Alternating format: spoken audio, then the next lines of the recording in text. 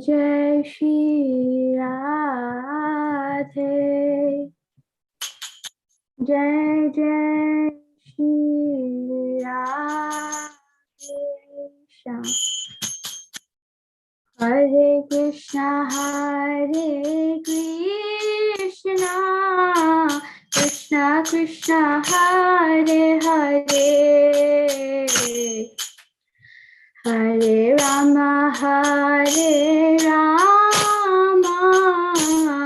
राम राम हरे हरे,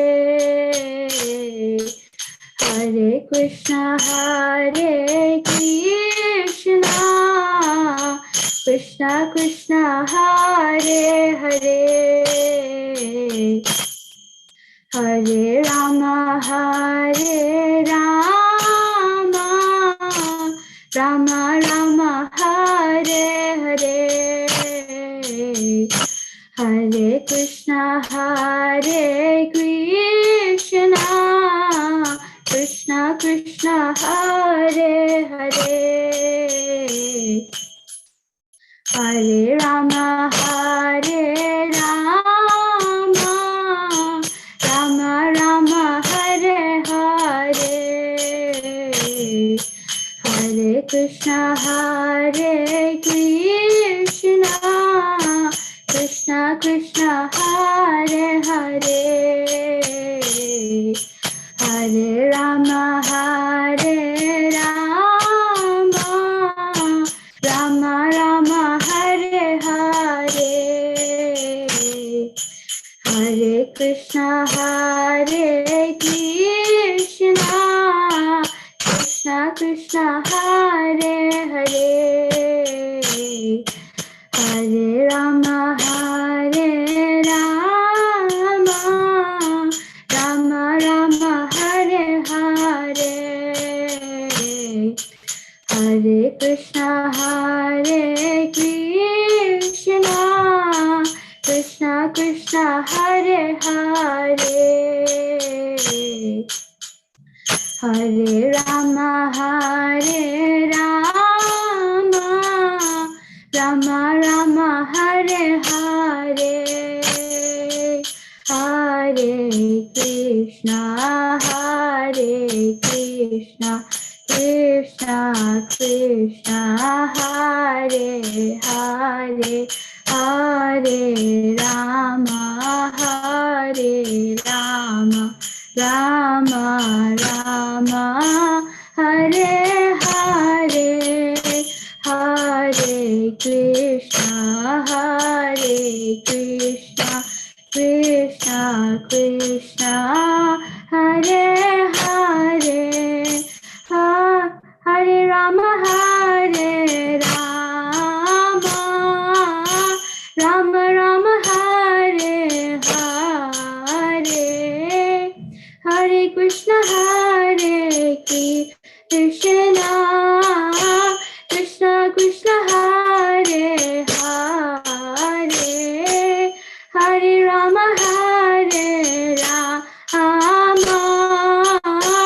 राम राम हरे हरे,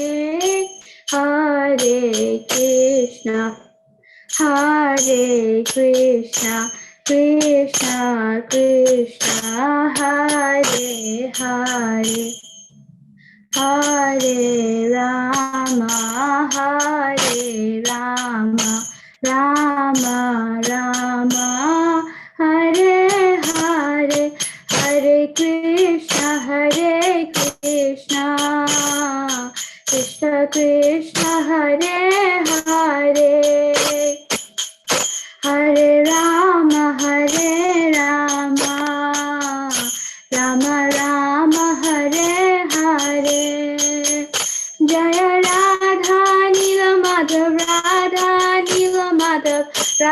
नील माधव श्री राधे, जय राधा गोविंद श्री राधे, जय राधा गोपीनाथ श्री राधे, जय श्रील प्रभुपाद जय जय प्रभुपाद, जय गुरुदेव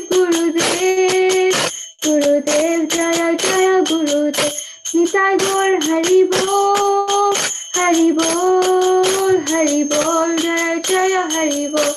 Nitai Gaur Prenandi Hari Bol. Hare Krishna.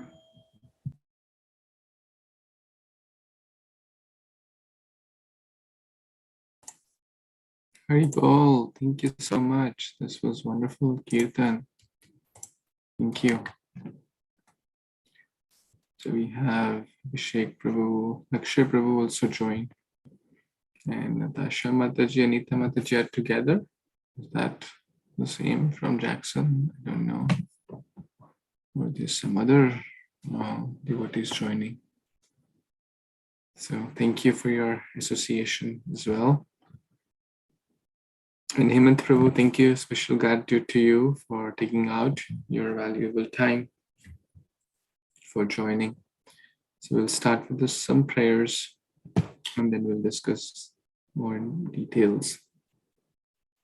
We'll keep it short today, maybe a short notice, and the timing didn't work for a lot. Ravi Prabhu, thank you so much for your association.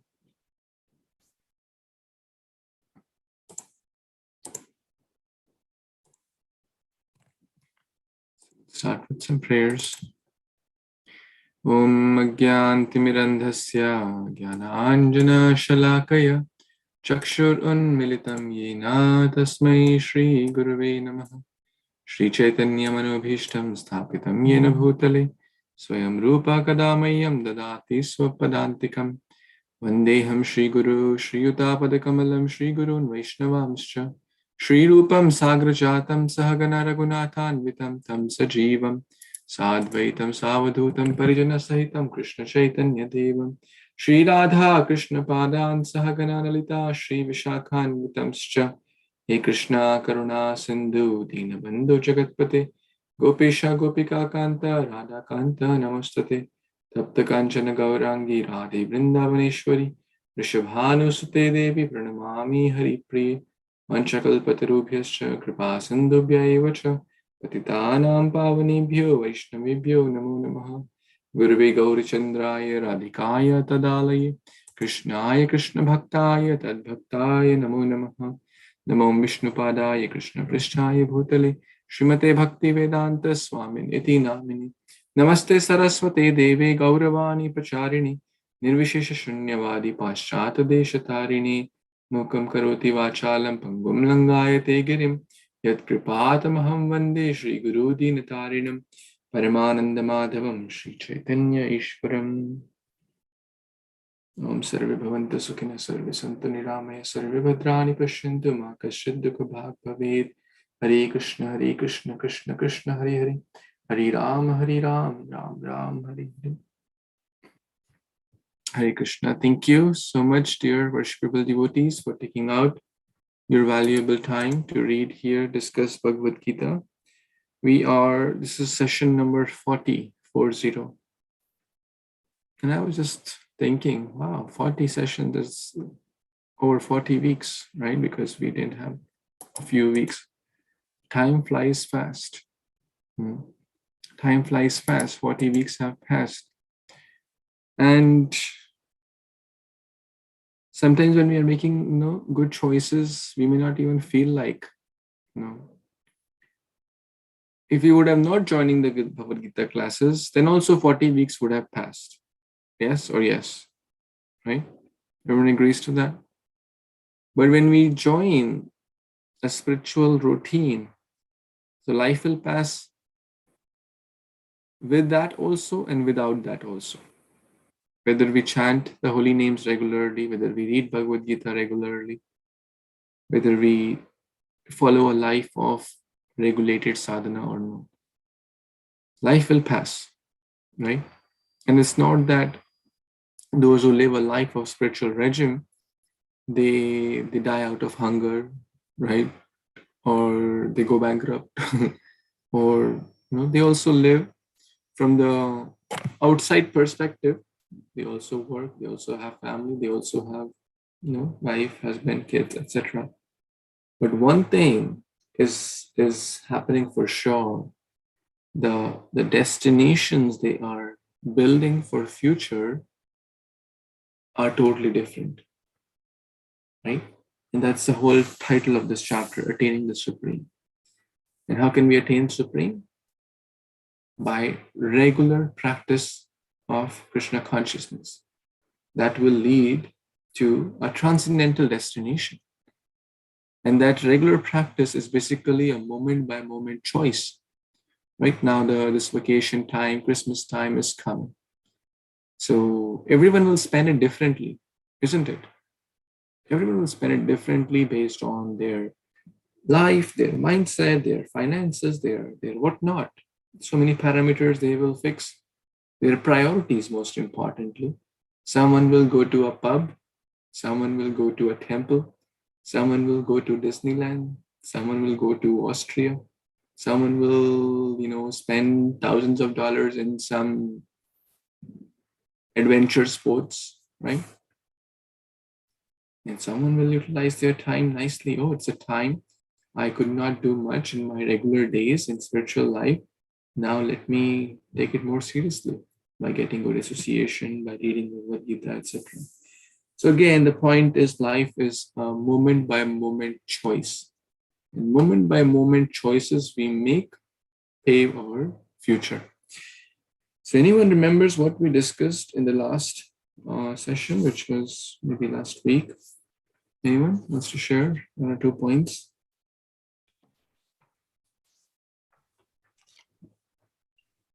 Hare Krishna Prabhuji. I think on the Sloka 14, we spoke about, as you just mentioned, in order to attain the Supreme, we have to practice this on a daily basis, routinely, and with the undeviated mind, ananya cheta, then nityam and sattam. So in order to remember God at the time of death, as we say, the life is preparation and death is the exam. So we have to prepare throughout the life by chanting the holy name, and then that's how it will be recalled when it's time to go.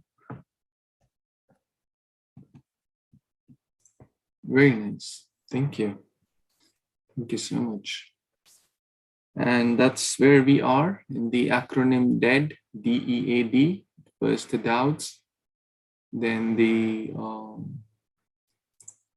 E is for, anyone remembers? End of life. End of life. Text number, I think 5, 6, 7 talk about that.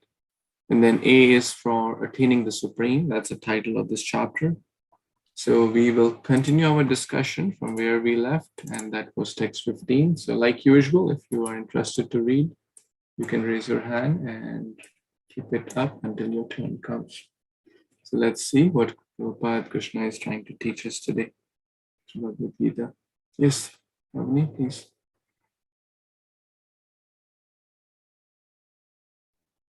Hare Krishna.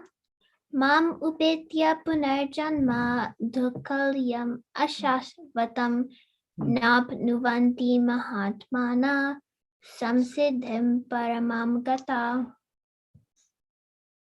Translation: after attaining me, the great souls who are yogis in devotion never return to this temporary world, which is full of miseries, because they have attained the highest perfection. Back to you. Haribol. Abel. Hare Krishna. This is one of the very, very commonly cited verses, especially these two words in here, which talk about this material world. And we'll pay special focus on these two words, Dukh Alayam and Ashashvatam. So anyone knows what does Alay mean? Alay? It's a place. It's a place or a home. You've heard Himalaya? Yeah, Vidyalay, Vidyalaya, Chhatralaya. Granthalay. Granthalaya is where granthas are there, or library. Pustak Alay, a home of books, or pustak is books. So Alay means books. Madiralaya, a place of Madira or a bar, right? So the point is, Alay means home.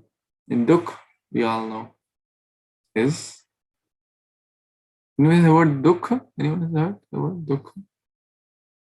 Okay. Anyone has experienced it? Everyone has experienced? Or anyone who has not experienced any dukkha in their life? One time, one person came to Sadhanath Maharaj and said, I don't have any dukkha in my life. I think there's no misery in life. No, I have no suffering at home. I said, okay, then you'll get it soon. His life had a topsy-turvy turn. So there is this material world is a home of misery. No, we're not trying to be pessimistic. We're not trying to be negative people. Hey, this world is a place of dishappiness or misery, unhappy and suffering and blah, blah, blah, which some people think like that. Hey, why are you talking about death? Hey, why are you talking about misery? So it's both extremes are not healthy. One extreme is to be an ostrich. Ignorance is bliss. Okay. Don't talk about death. Don't talk about misery. Live life, king size, rosy, cozy. Everything is good. Be happy. Right. And forget about death. Right. Who cares? Who cares about death? Let's just forget. It's as good as saying, if tomorrow someone has a flight to New York, will they care about it or not? They'll care about it, right? Where am I going? Where will I stay? What will I do there? What will I eat? What will I, what's my purpose? Right? How is the weather there? Let me check. Isn't it? We will do all that homework. We'll plan. We'll pack our bags accordingly. And similarly, if we know tomorrow that that's going to come, but tomorrow means literally tomorrow, or it could be 10 years, it could be 20, 50, whatever years, but it's going to come for sure, right? So intelligent person plans. And what is the nature of this world? BODY, birth, old age, disease, and death. Birth, old age, disease, and Yamaraj of death. BODY. And Adi Bhautik, Adi Devik, Adi Atmik Kaleshas. Miseries caused by one's own body and mind. Adi Atmika. Adi Bhautik, miseries caused by other living entities. Any examples of that? Other living entities causing some difficulties? Yes, Vedi? Like sickness. I couldn't hear you. Can you please repeat? Can you hear me? It's a little faint, but try. I said sickness. Sickness, yes, maybe malaria, right? Mosquito bite causes malaria. COVID is a good example. It's a living entity, right? A virus causing so much problem to the whole world. Neighbor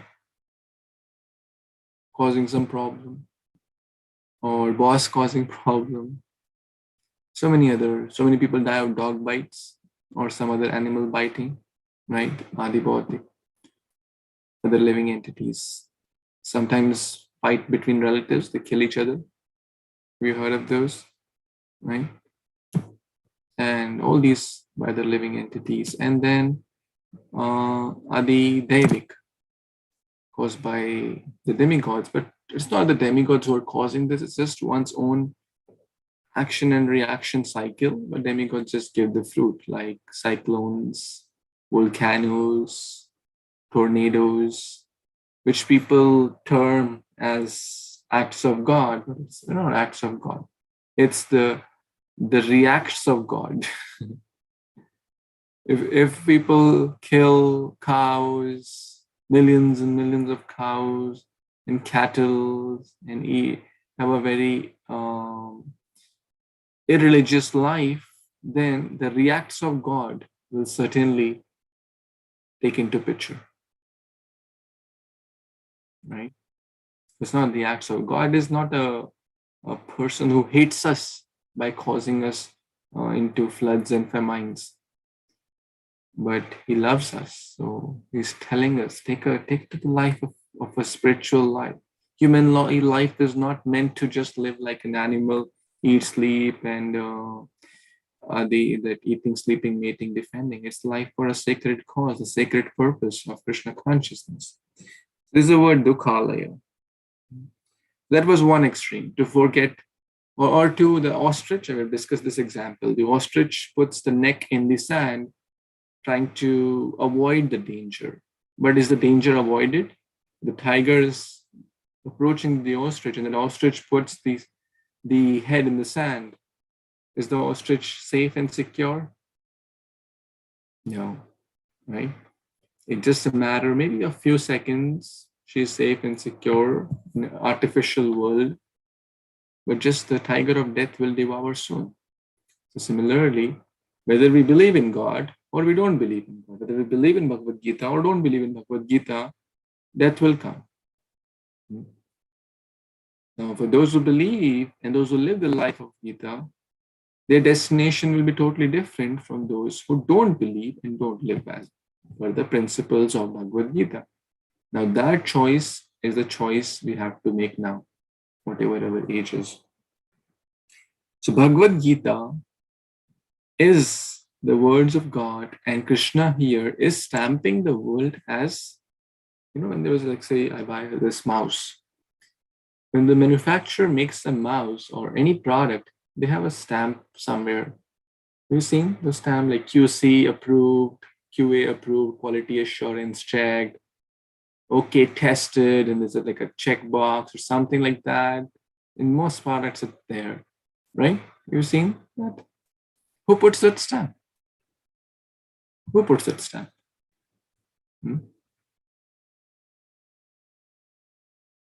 The manufacturer, Prabhuji. Yes, the manufacturer. That's absolutely correct. Whoever is building that product. If it's a Samsung phone, the Samsung company is who is building that. The production house is putting that stamp. If it's an LG TV, the LG company, wherever they have their manufacturing house where it's produced, is building that. And so the God, the Supreme Lord Krishna, has stamped this world as two adjectives here. And what is Dukh Alayam? It's a place of suffering or dukkha. And what's the next adjective? Ashashvatam. Shashvat means? Anyone? What does Shashvat mean? Eternal. Eternal. Yes. And so Ashashvat would mean? Non-eternal. Yes, that's perfect. And non-eternal basically means temporary. Temporary.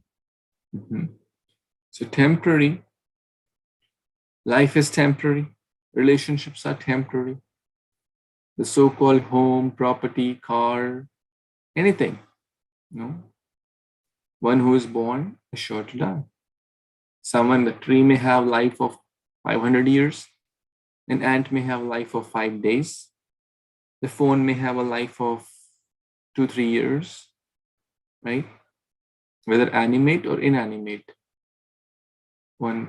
Everything is temporary in this world. Someone will say, hey, my home. Well, maybe someone will say, I bought this home 5 years back or 10 years back. Who was living in that home? Someone else before that. And that person bought the home probably, let's say 30 years back. Who was living there before? Or maybe there was nothing over there. It was just a barren land. And maybe after 20, 30 years, will this structure where we are sitting right now, will it be there forever? For next 50 years, 100 years, 500 years, will it stay forever? No. So a lot of homes have come and gone. A lot of people have come and gone. So it is ashashvatam, temporary. It's not eternal. Material world is dukhalayam and ashashvatam. Now, what does that mean? That means one should search for a place which is shashvat, Satchid Ananda. Because material world is a perverted reflection of the spiritual world. So this material world is dukhalayam and ashashvatam, and the totally opposite is a place of Satchid Ananda, eternal joy, unlimited joy, and eternal. So you flip it, the opposites become ashashvat and dukhalayam. So sukha becomes dukkha and shashvat becomes ashashvat. That's the difference between material world and spiritual world. So Krishna consciousness, the Mahatmas receive transcendental messages from the realized devotees, and they gradually develop devotional service in Krishna consciousness and become so absorbed in transcendental service, they no longer desire. They no longer desire elevation to any kinds of material planets, nor do they want to be transferred in the spiritual planet. They only want Krishna and Krishna association. I'm reading for the purport Bible. I forgot to share that. They only want Krishna and Krishna association and nothing else. That is the highest perfection of life. Now, an intelligent person should search, okay, what is the solution? Right? Just knowing the problem is not sufficient. Okay, the problem is it's ashashvatam and dukhalayam. Okay, please tell me what is the real thing? Is there a place we can always be happy? So this verse is telling that material world now has 14 planetary systems, and the yogis may go to upper planets, like some people say Swargavas, and going to heavenly planets, etc. But that's not the destination. That's not the highest destination. Why? Because they will keep floating in the material world. Getting to, for example, most of us are right now sitting in America here, US. Many people, including myself, had this notion that people in America are very happy, right? They are very successful, they have a lot of money, they have a lot of name, fame, adoration, a lot of comfort, and they have no problems, right? Many people think like that, isn't it? What do you say? Many people think like that? That money is the solution to all the problems. So if I just get a visa to America, or if somehow, people in India are willing to pay like lakhs and lakhs of rupees to somehow get a visa to US, right? Why? The notion is that if I get here somehow or the other, I'll be always very happy, right? Because everyone wants happiness. So some people may say, okay, well, you have not been to America, so how can you say that they are not happy? Well, then I can say that, okay, no, I live in America, so I know that people are not happy. Okay, how about Switzerland? People over there are very happy. You're not been to Switzerland. Or how about Hawaii? How about Canada? Have you been to all the places in the world? And have you experienced, maybe there's a place in the material world where people are always happy. One says, I've been to all the countries in the world. And then someone will say, well, then you haven't been to the higher planetary systems, Indraloka, Chandraloka, Suryaloka. There are no problems there. They are always happy. So how can we answer that? Why are you? Does the question make sense? Is the question too complex, or is it making sense?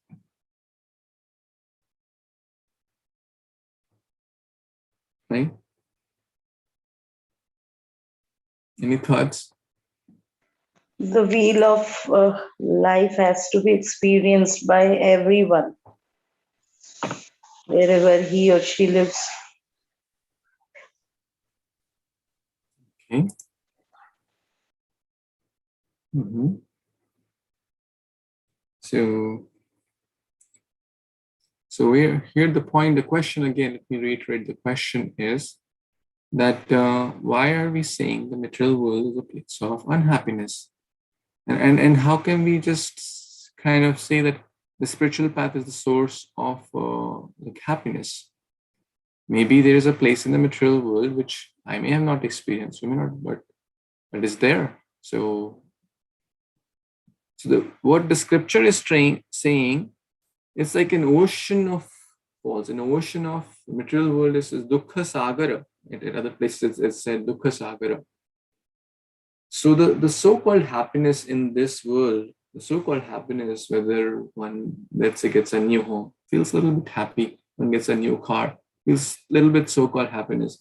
Gets a new maybe job or promotion or marriage and maybe child. These are moments which give little so-called happiness. But it's like a putting, when we put, let's say you make 2 kilograms or 2 pounds of sweet rice, nice sweet rice, and you put 2 spoonfuls of sand in it, right? How will it taste? Very good, healthy? No, right? The material world is compared to, it's like 200 kilograms of sand and 1 spoon of sweet rice. Right?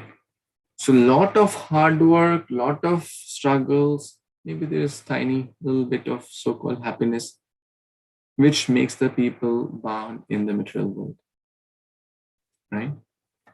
Which makes the people bound. One time, there's a joke and a story.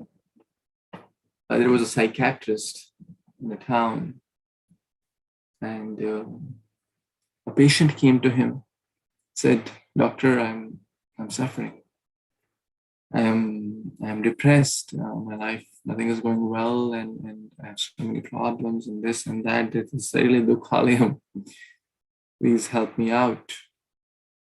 Psychiatrist said, "A lot of patients come to me with these such kind of issues, and I also sometimes get this kind of issues like that because so many people come to me.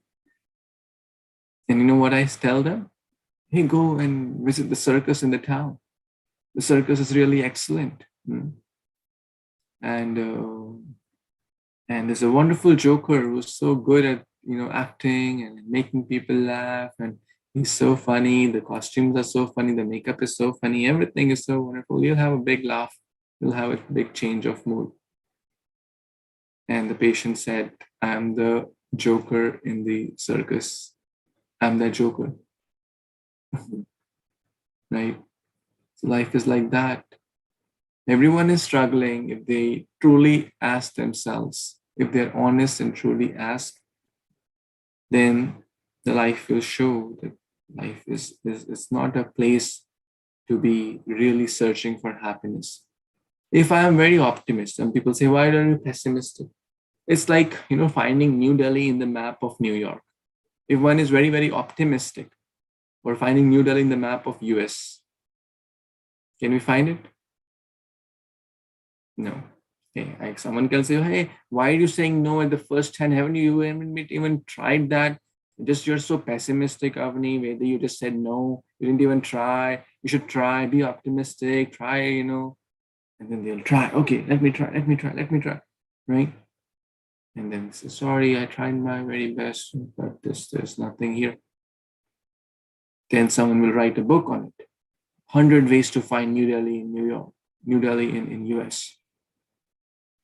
And that's what happens. 100 ways to enjoy in this material world. 100 ways to smoke. 100 ways to drink alcohol, right? 100 ways to have illicit relationships. These are very common things. There is no real substance. There's no real happiness, but people try to enjoy it in different ways. Ultimately, what will come? Unhappiness, dissatisfaction. It's like a cake. Instead of sugar, there is salt. No matter from which direction we taste it, it will taste salty, right? So this is material world. This is material world where there is no real happiness. So rather than trying to invest our energy to make things very, very pleasing, trying to change things, trying to adjust, which we should try in our limited capacity, as our. I'm not saying that one should stop working, stop going to school, college. One should do one's dutiful endeavor. At the same time, one has to understand that rather than trying to adjust, I have to focus on the real solution. There's a story of a frog. A frog is put in water. In the water, it's like just a pan of water, like a small container of water, and the frog is in it. And the water is put on the heating on the stove, and the water is gradually getting hot, right? Now what frog does, frog tries to adjust his body to adapt to that water temperature. The water is getting further hot, the temperature is increasing, and at one point he has utilized all of its energy to just adjust to that temperature, and then he can't do any further, and then he dies. If he would have understood, right, that this is not a place to adjust, this is a place to get out, he could have easily jumped out. A frog can easily jump a small pan of water. So some people, they keep adjusting their life till the very fag end of their life, that now I will get happiness, now I'll get happiness, now I'll get happiness, this will give me happiness. Okay, only if I get a job, I'll be happy. Oh, only if I get married, I'll be happy. Only if I have kids, I'll be happy. Only if I have grandkids, I'll be happy. This is like adjusting. And what we ignore the path to get out. And what is that path? The path of Krishna consciousness. So, what does scripture say? So now I'm going to answer to your question, the question I asked. So someone will say, well, you have not experienced heavenly planets. Maybe that's the way to go. Maybe that's the way everything will be rosy cozy. So this is from the Srimad Bhagavatam, very, very important reference. Dravyam vayah karma gunan vinishesham yad yogamaya vihitam vadanti yadro vibhavyam prabhu prabudha padham prasidatam na sa mahavibhutihi. Whether you want to read the translation, please. Hare Krishna. All learned men said that the five elements, eternal time, fruit of activity, the three modes of material nature, and the varieties produced by these modes are all creations of Yog Maya. This material world is therefore extremely difficult to understand, but those who are highly learned have rejected it. May the Supreme Personality of Godhead, who is the controller of everything, be pleased with us. Hare Krishna. Thank you so much. So the Bhagavatam, the crest jewel of all the Vedic literatures, is saying those who are highly learned, they have rejected it. So the material world is not a place to build a real home. In the Bible, it says, don't build your home here, build your home in the kingdom of God, in the spiritual world. That's a real eternal home, right? And what does that building the home mean? It basically means the process of Krishna consciousness. So intelligent people learn through others' experiences. The experience of highly learned sages, which is shared here. Life is too short to experience oneself. Do you agree with that? Life is too short to experience one's own self. Intelligent people learn through others. For example, someone will say, well, I have not, drank alcohol or smoken cigarette and all. Hey, you have not, done these things. So how can you say these are bad? Or how can you say there is no real pleasure in there? Now, then I can say, let's look at this verse. Intelligent people, the learned sages, in the Bhagavatam is speaking that, right? That the intelligent people have rejected it, right? Intelligent people have rejected it, and I have also seen in my own limited that if the cigarette packet itself is saying that this can cause cancer, then that's not a sign of great intelligence to try it and experience my own self. That's basically foolishness. And that too at the cost of my own money, my own health, my own time to try some disease and ruin my life. That's not intelligent. Right? What do you think? Is that intelligent? So if we keep trying everything, like how many of us try to eat naphthalene balls, or like, it's a rat poison. We don't try to eat it and see is it really poison, right? We use it, or whatever, like so many examples. Like we don't try everything in life to we just go by the experience of others, or the words of Guru Sadhu Shastra. The more we learn through our ears by hearing, the better the life will be. So the great souls have rejected that. Now, Prabhupada named a devotee named Bhavananda. So we are saying the Bhava Sagar is a sagar of dukkha. Prabhupada named a devotee Bhavananda. Bhava means it's material world. Ananda means happiness. And then devotees were confused. But you say that the material world is an ocean of suffering. So what does Bhavananda mean? But there is one joy, the joy of bhakti, the joy of Krishna consciousness, and the joy of sharing Krishna consciousness.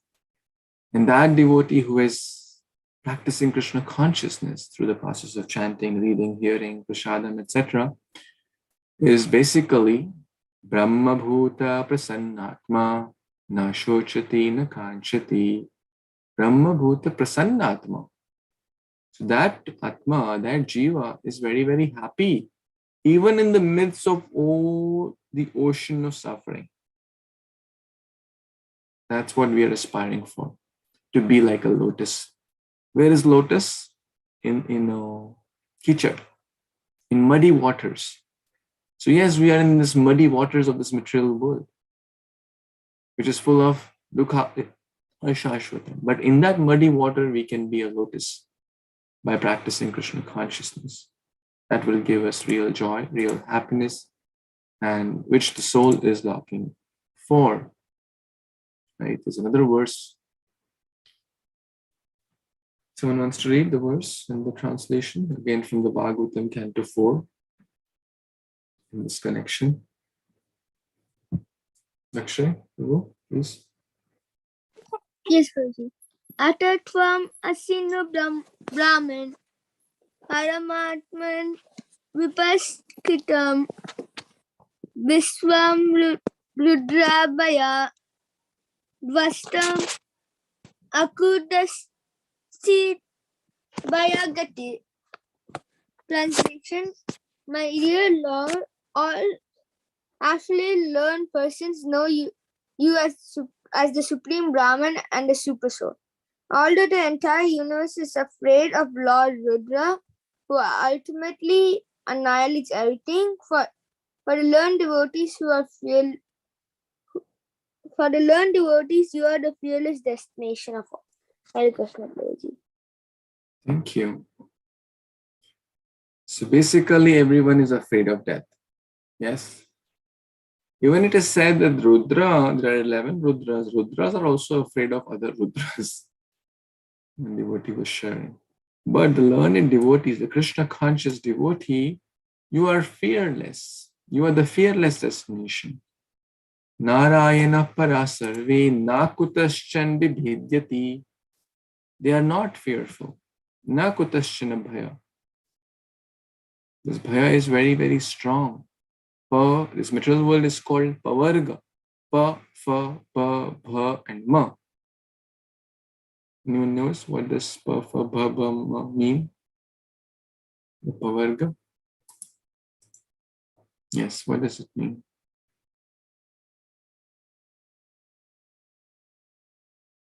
Pa is for parishram. Parishram. Lot of hard work. So much hard work. This much result. Infinitesimal. Bha is for bhai, right? Bha is for bhai. Jumping from pa to bha. Chalo, jo aata hai, wo to bata. Fena, Prabhuji. Fena. Fa is fena.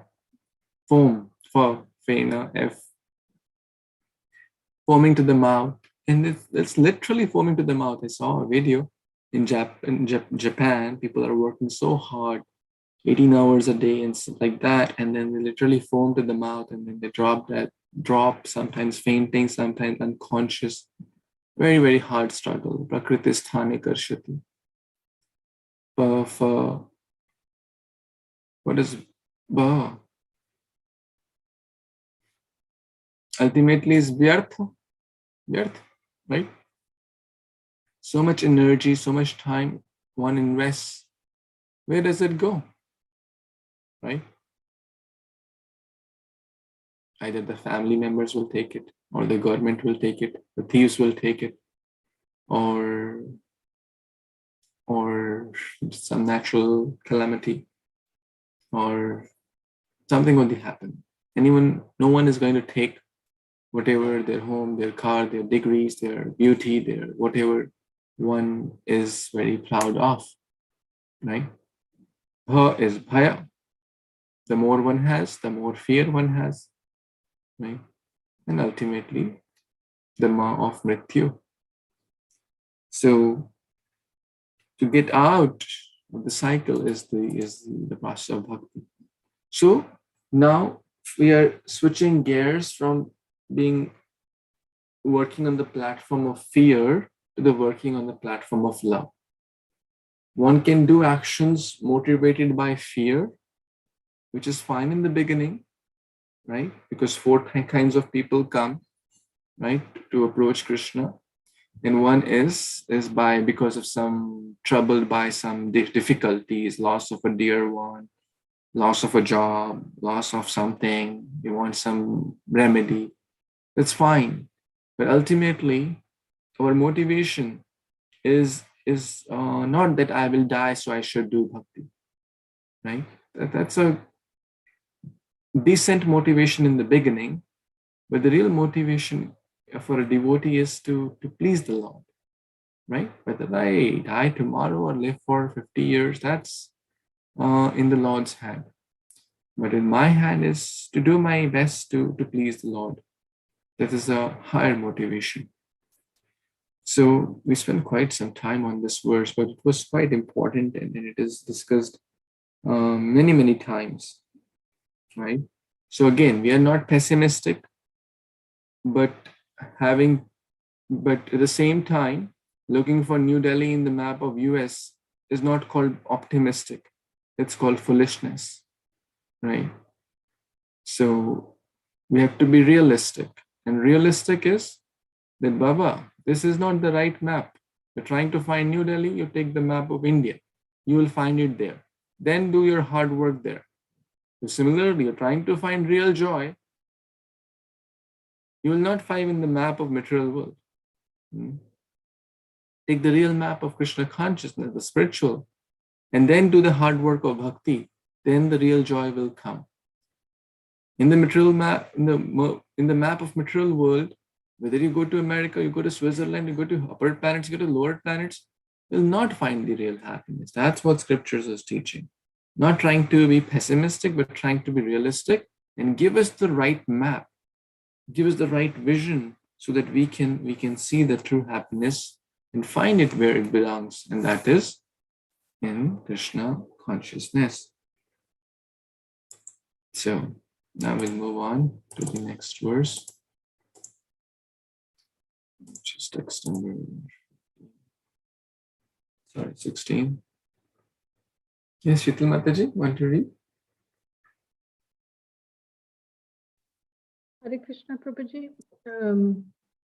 Abrahma bhuvanaloka punarvartino Arjuna mamupette tu kaunteya punarjanma na vidyate. Translation.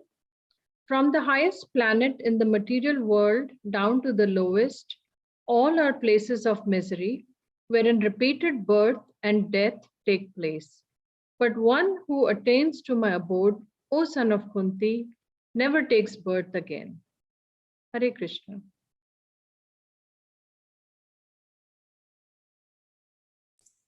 Hare Krishna. Thank you so much. Very nice verse again. But we have already kind of discussed this. I'm going to share this chart, which we have discussed many times. So we are in the Bhuloka, or Earth is in the Bhuloka. There are 14 planetary systems in the material world. We are 8th from bottom or 7th from top. So kind of in a very good location, right? Because when this is compared to a building where there are 7 stories up and 7 at the bottom in the basement, and we are in the ground floor. When the building is on fire, what's the best place to get out? Which floor is the best place when the building is on fire? Ground floor. The ground floor, because the escalators don't work, right? First floor, as they call it here. Huh? First floor building, Prabhuji, US में? Ground floor, yeah, first floor. Yeah. तो पहले first 3 years I got confused only the what first floor and ground floor, and so it's on the first floor. Okay, first floor. I went to the first floor, and then I'm trying to find where is the first floor. Okay, first floor is the base level. Prabhuji, So you're any- not alone. You are not alone in getting confused. I'm with you.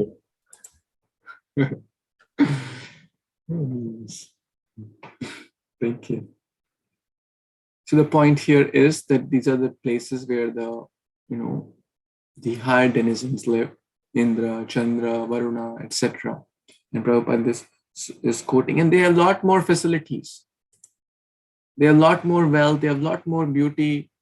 The richest person of the world, all these big Shaw, Jeff Bezos, Mark, and then Elon Musk, their wealth is nothing in compared to the denizens of heavenly planets. Their beauty is nothing in compared to the Miss World or Miss Universe of this world. They say Miss Universe. They don't compete with the denizens of heaven. Actually, it's just Miss Earth only. They can't go beyond that. But just they include everything as if some denizens of heaven are also competing.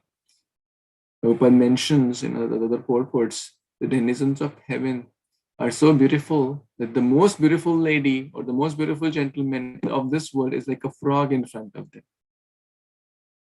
Can you imagine? So people think by having these things, wealth, beauty, name, fame, knowledge, education, I'll be happy. But ask as if the most beautiful people is the most happy, or the most wealthy people. Rather, they are more suffering. Michael Jackson, so much fanfare, so much falling. He used to say, I sleep like a child. I sleep like a child because after every 2 hours, I get up and cry. Right? That is the situation.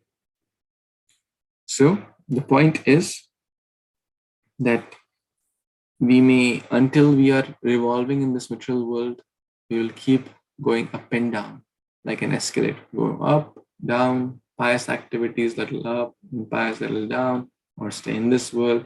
And then within this 14 worlds, there are so many varieties of species like dog, cat, cow, mat, lion, and asuras and rakshasas and whatnot.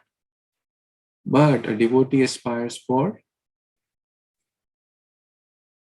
Mamupetya Tukonteya Punarjanma Na Vidyati. One who attains me, or Krishna Loka, there is no rebirth again. And Krishna Loka, as we have discussed, the spiritual world, is Satchidananda, eternal, full of bliss, full of knowledge. So an intelligent person aspires for that rather than going up and down. We may have already, we don't remember, we may have already been through Indra Loka, Chandra Loka, ant species, dog species, cat species, right? There's a nice story when Indra became a pig, and he was so attached to eating the pig food. We all know what that is. Not the sophisticated pigs of US, but the Indian street pigs, what they eat. It's basically stool, right? When Narad Muni came to remind him, hey, you were Indra, but he was attached to eating his pig, doing his pig business. So the point here is that intelligent person works to solve the root cause of the problem, right? The root cause is the cycle of repeated birth and death. The root cause is forgetfulness of Krishna. So that's why we are here. We are trying to remember Krishna, to inspire each other, the process of bhakti, so we don't have to take repeated birth in the cycle of birth and death. And this is the foremost duty of a human being. This is the foremost duty of a mother, father, husband, guru, teacher, well-wisher. The Shastras say that. Let's see. What is that verse? Pita.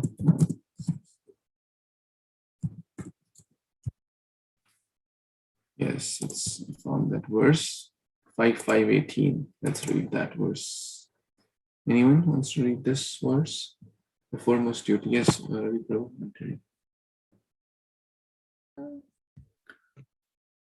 Gururna sasya savajana sasyat pita na sasya janani na sasyat Daivam na tatsaya napatischa sasyan namoshayedya samupeta mrityam.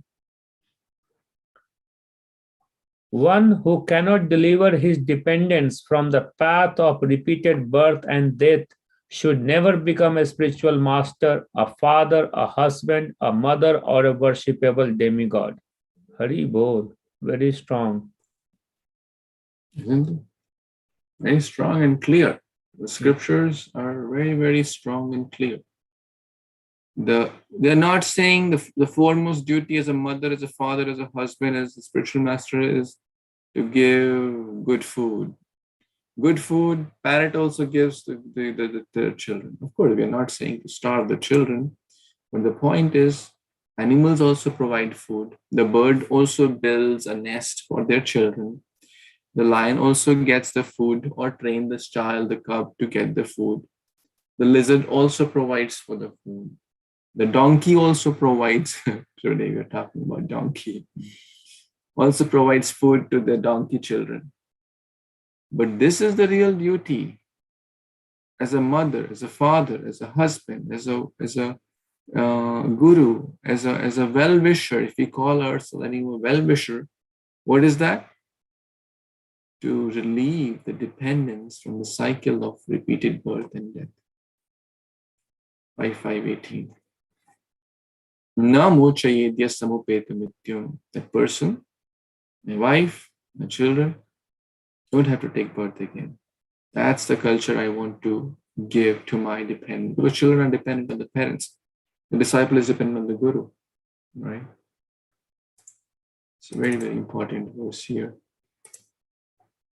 Okay, so we will read one more verse and then we'll wrap up and keep it very short today.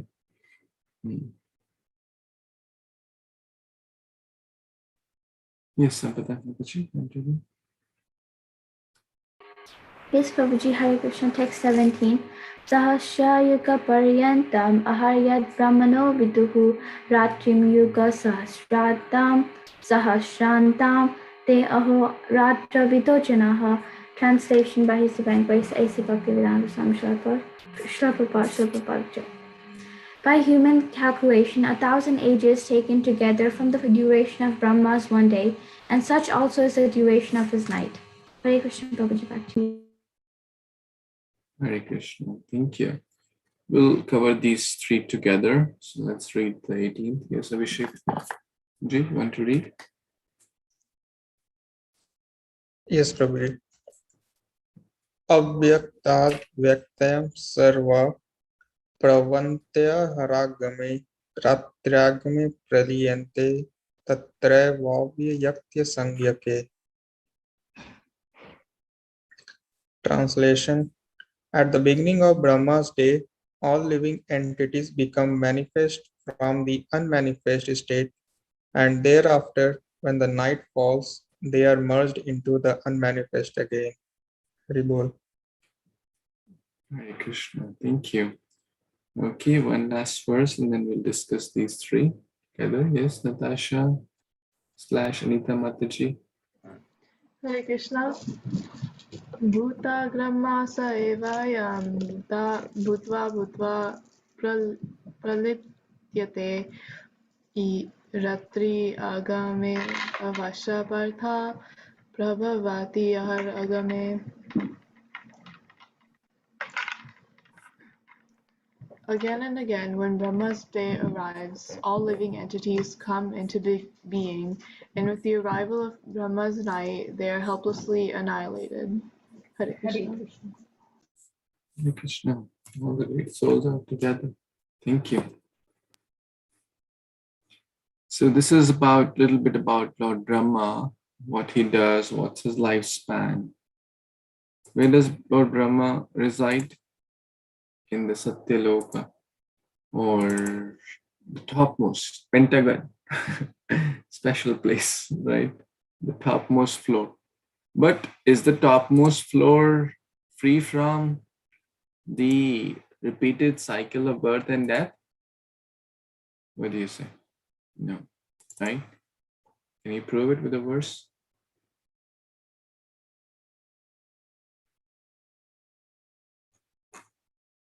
We just read that verse.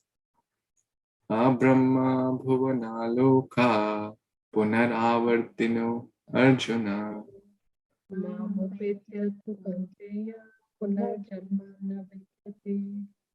Is this in your list? 50 verses? Not what I read. No. Okay, but you can try to learn some important verse. So what does it say? From the highest planet, from the Brahmaloka to all the lower planets, all these are part of repeated birth and death. Whether one is Brahma, and Prabhupada is mentioning actually here, not even Brahma is free from the process of birth, old age, disease, and death. Right? The famous story when Hiranyakashipu asked Lord Brahma, hey, give me immortality. What did Brahma say? I will give you. What did he say? Anyone remembers the story of Hiranyakashipu and Brahma? He asked, give me immortality. What did Lord Brahma say? Even I don't have immortality. Yeah, even I don't have. How can I give it to you? Then Hiranyakashipu asked, okay, I should not be born in a day, or I should not be killed by a human or an animal, day or night, inside, outside, a lot of conditions you put.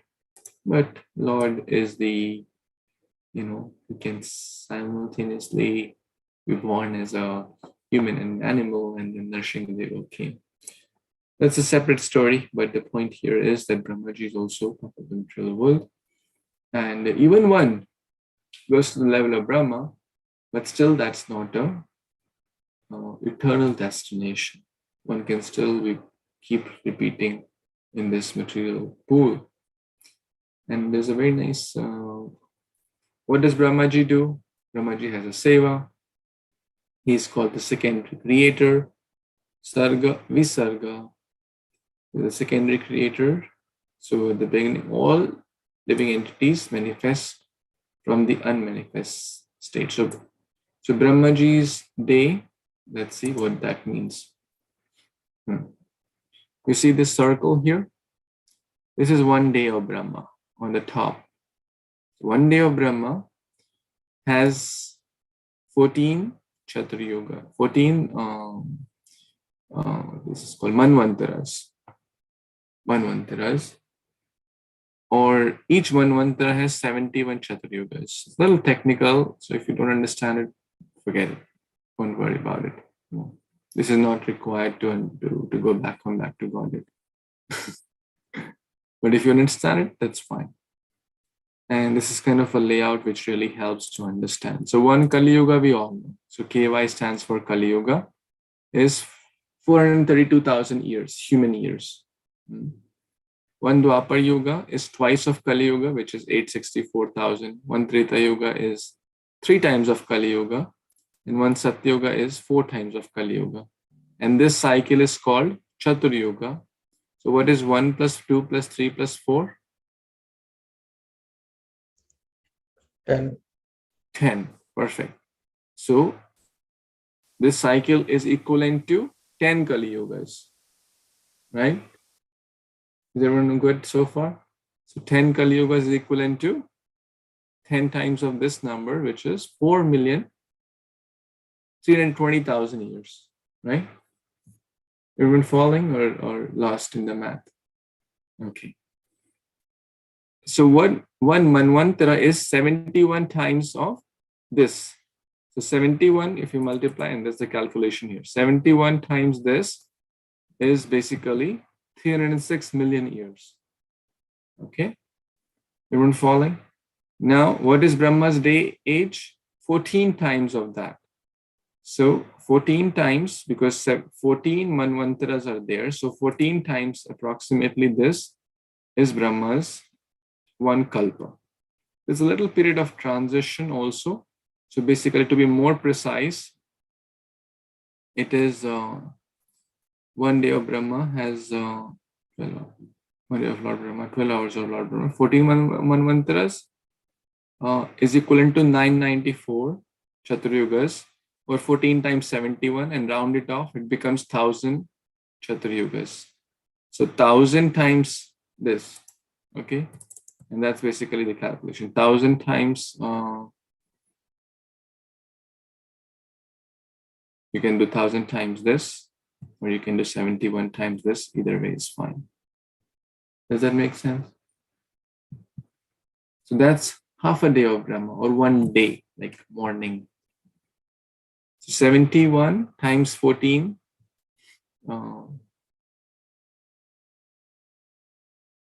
Chaturyugas, or 14 Manvantaras. Manvantaras is Manu, the period of Manu, right? And right now we are at 7th Manu. So Brahma's half day is over, approximately. And so is the night.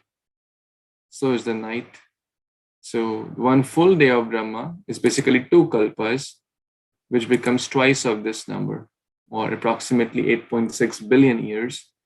Now 1 month has 30 days, so 30 times 2 kalpas. 1 year has 12 months, which is 12 times this number.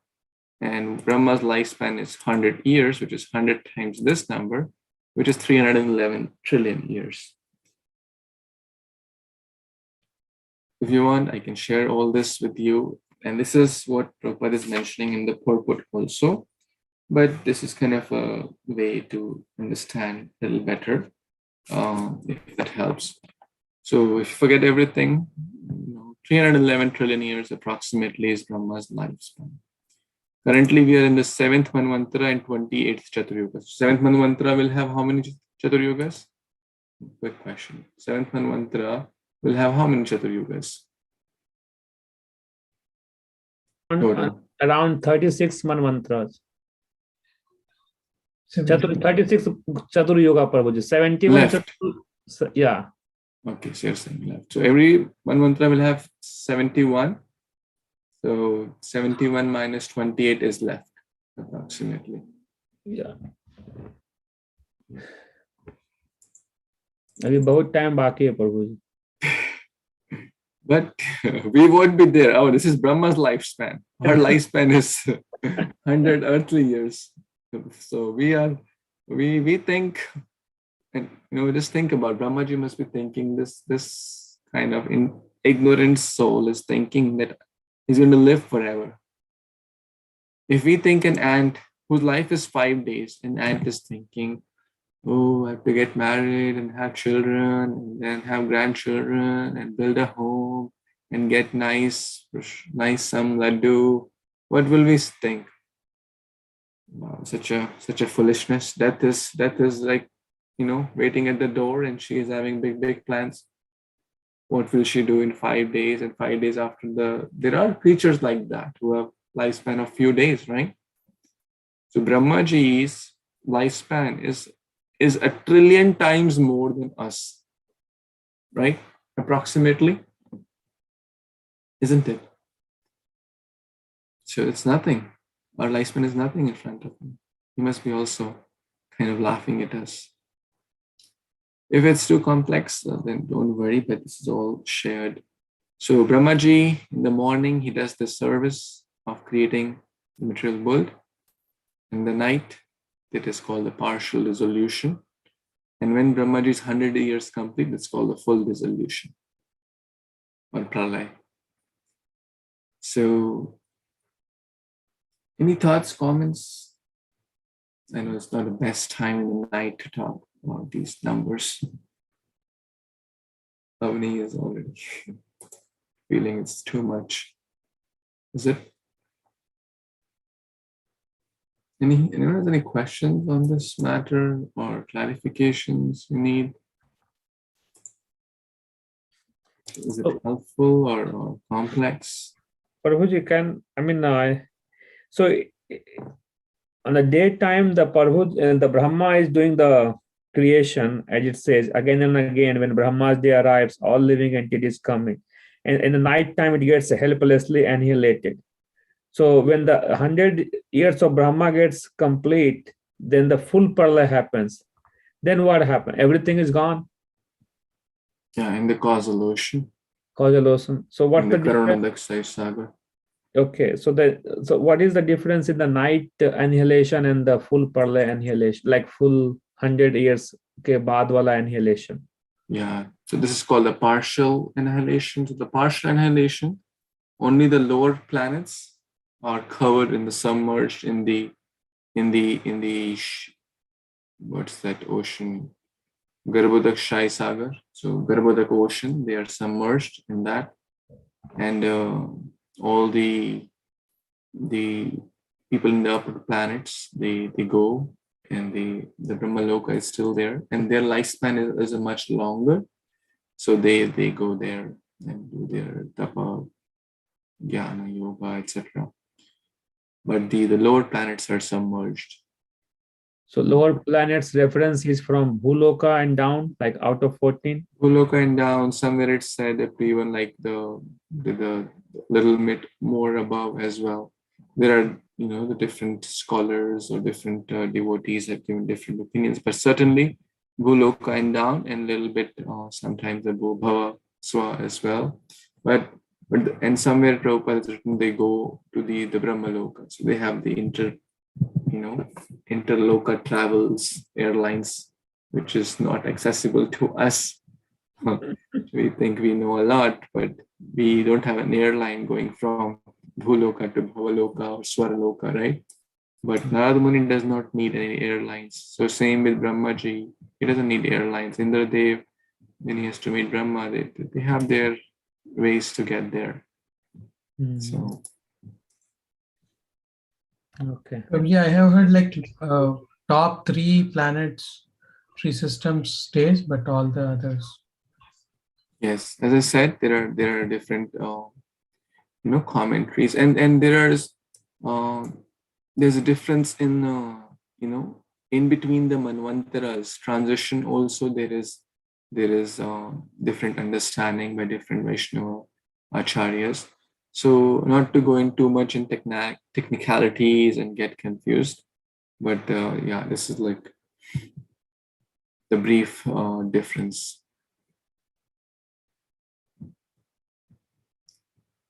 So this is about Brahma, and the main point here is to understand that Brahmaji is also not completely free from all this, right? One will conclude by sharing this from text number 19. Who has not yet read, can read this section. Anyone who has not read? Can I? Yes, please read. Hare Krishna. Ultimately, when Brahma's life is finished, they are all inherited again. Ultimately, when Brahma's life is finished, they are all inherited and remain unmanifest for million and million of years. And when Brahma is born again in another millennium, they are again manifest. In this way, they are captivated by the spell of the material world. But those intelligent person who take to Krishna consciousness use the human life fully in the devotional service of the Lord, chanting Hare Krishna, Hare Krishna, Hare Krishna, Krishna Krishna, Hare Hare, Hare Ram, Hare Ram, Ram Ram, Hare Hare. Thus they transfer themselves even in this life, in the spiritual planet of Krishna, and became eventually blissful. They are not being subject to such rebirths. Back to you, Hare Krishna. Hare Krishna, thank you so much. This last few lines are the crux here. Those who are intelligent, they take to Krishna consciousness. Intelligent people take to Krishna. Those who are fools, they'll keep revolving in the cycle of birth and death. Punarapi jananam, punarapi maranam. It's not a very joyful experience, right? Those who are intelligent, they take the process of bhakti and they go to the Krishna Loka and they are eternally blissful and no rebirth. They're free and they fulfill the goal of human form of life. And that is the real goal which we're all aspiring for. That's why we are here. That's why Prabhupada came here to share the real message of bhakti, to remind us for what we have lost. Because 99.9% of the population, the goal is what they say. I want to be happy, I want to get a job, I want to get maybe nice career or something.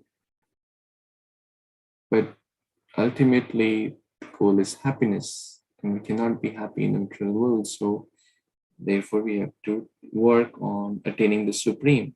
Attaining the Supreme, the process is simple. Chant Hare Krishna and be happy. Follow the ABCD of Bhakti Association, good sadhana, good seva, good reading of books, good Gita, Bhagavatam, Vaishnav Seva, good sadachar, and chanting the holy names, taking Krishna Prasad, worshipping the deities. Then that's it. That's it. Right? That's it. Which are the complex name. So yeah, I'll pause here and see if anyone has any comments, thoughts, corrections, questions.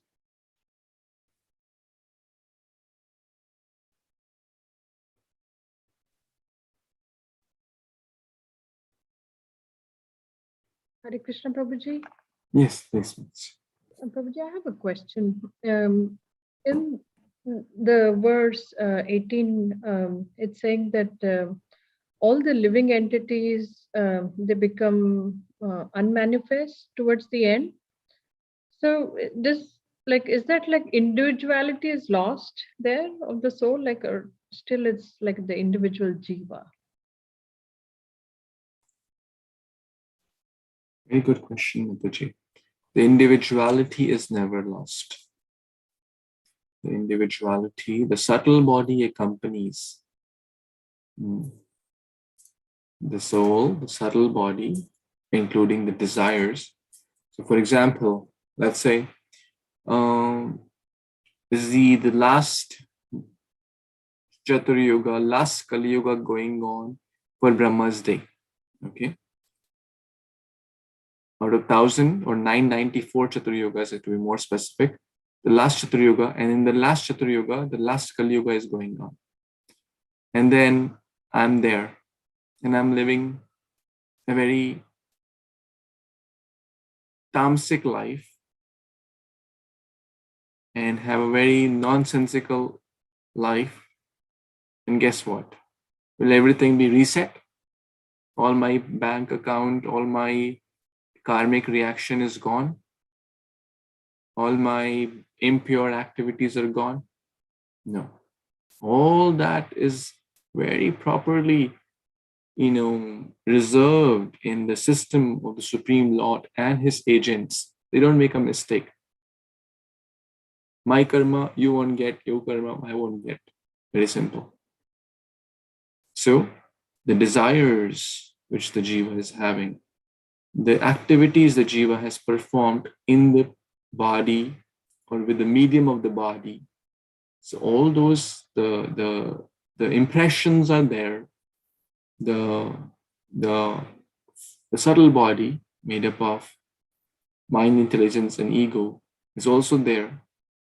And along with the desires, when the next day comes, the data is not lost.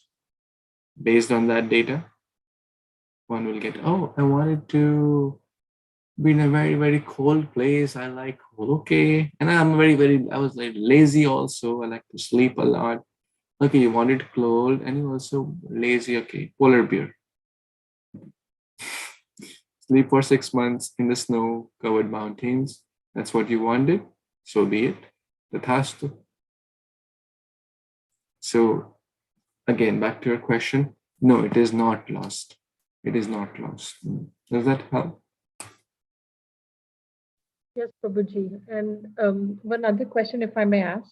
Yeah, please. In the shloka where we discussed about dukkhalaya swashvatam, we said the happiness is temporary, but also happiness that the jiva experiences in this material world is very subjective and it's very relative to one's own expectations and experiences.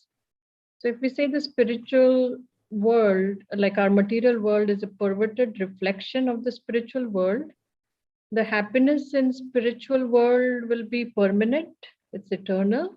But is there qualitatively difference that the jiva experiences there also, or is it same for all the jiva?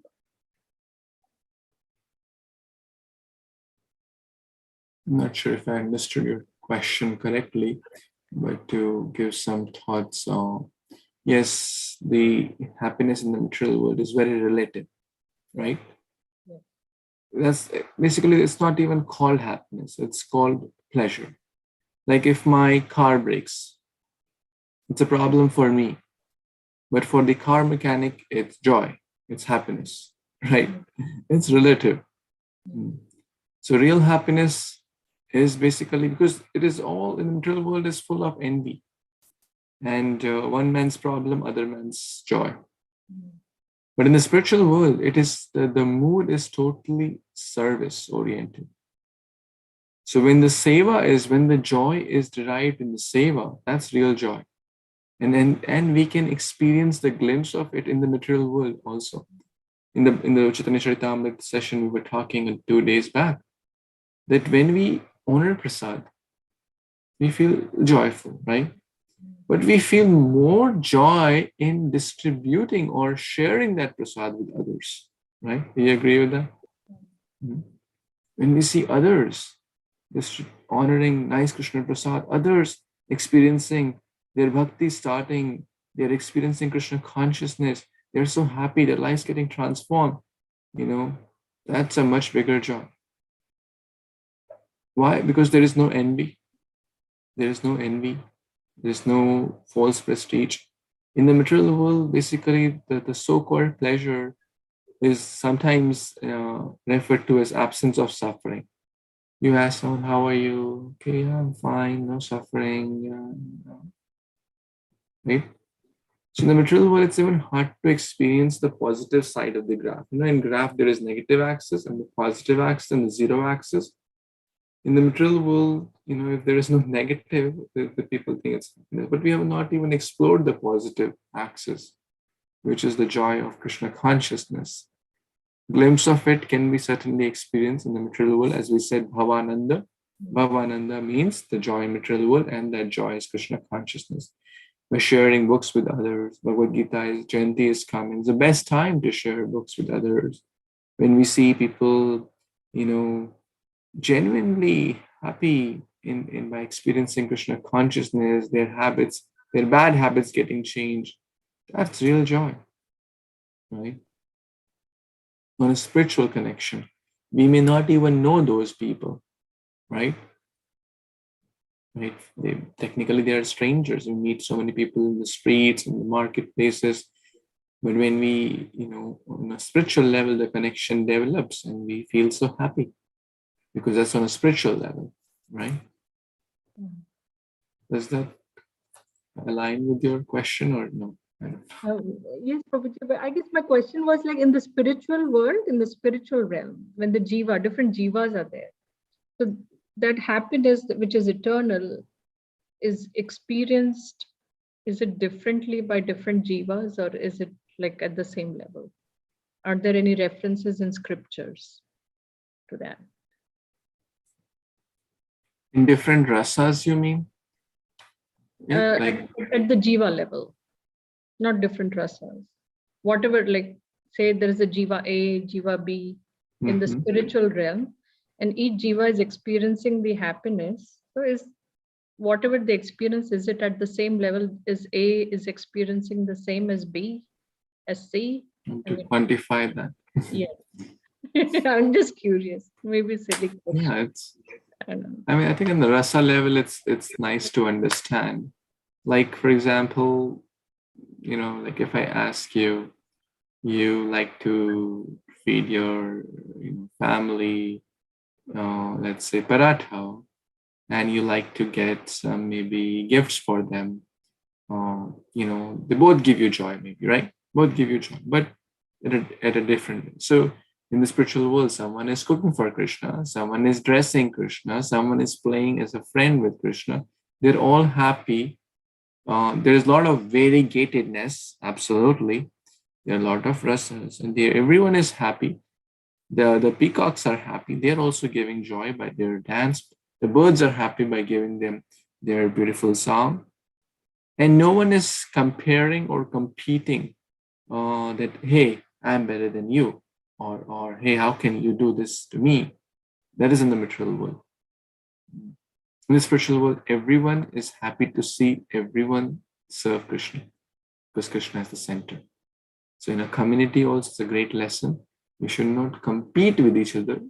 We should help each other, inspire each other, so that everyone can do their best for Krishna. That's spiritual world, actually. Or in a family, right? In a community of devotees. If everyone is doing their best for Krishna based on whatever ways, ideas, capacities, someone can sing nicely, someone can organize programs, someone is good at something, someone is good at cooking, etc. Is that okay? I think Dasha Mataji wants to add something. Yes, please. Hare Krishna Prabhuji, Dhanvat Pranam. Prabhuji, Hari Bol Prabhuji. I was just imagining what some other devotees might have answered to Mataji's question, just a little humor for everybody. So I was imagining what Abhiram Gopal Prabhu might have said. He might have said that, Mataji, you keep on this path.